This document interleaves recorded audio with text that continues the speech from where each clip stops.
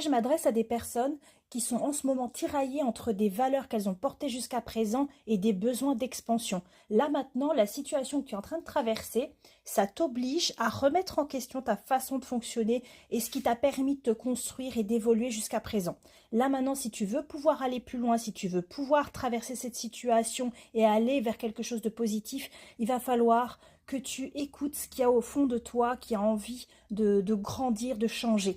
Ici, tu vois, on te dit que ça te met vraiment dans de profondes tensions qui t'empêchent de pouvoir te réaliser complètement. Et là, ça t'amène vraiment à cette phase en fait de crise existentielle. Tu vois, là, tu es dans la nuit de l'âme, donc il peut y avoir plusieurs choses qui peuvent qui peuvent mener à cette crise existentielle. Par exemple, un parcours sacré, flamme jumelle, lien d'âme, etc. Mais ça peut être également juste le simple fait de ne pas s'écouter assez, de s'être tellement oublié, d'être dans un tel déni de soi ou d'une résistance à ce qui arrive, en fait, que on n'arrive plus à avancer, on se retrouve dans cette période de stagnation, on n'a plus envie de rien.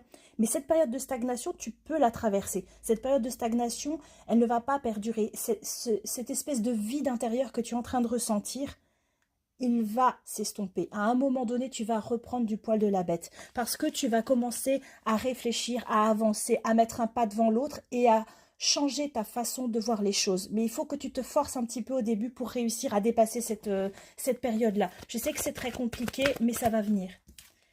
Bon, et là, tu vois, ce qu'on te dit ici, c'est que tu dois faire appel à ton courage et à ta force.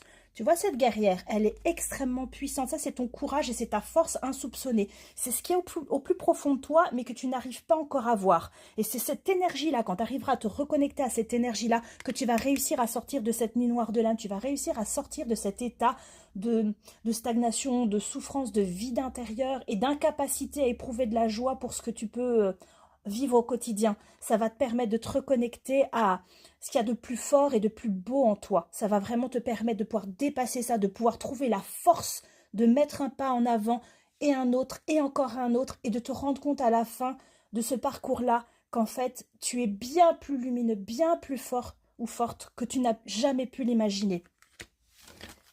Mais il faut vraiment que tu t'obliges un petit peu à aller de l'avant pour l'instant, même si c'est pas évident.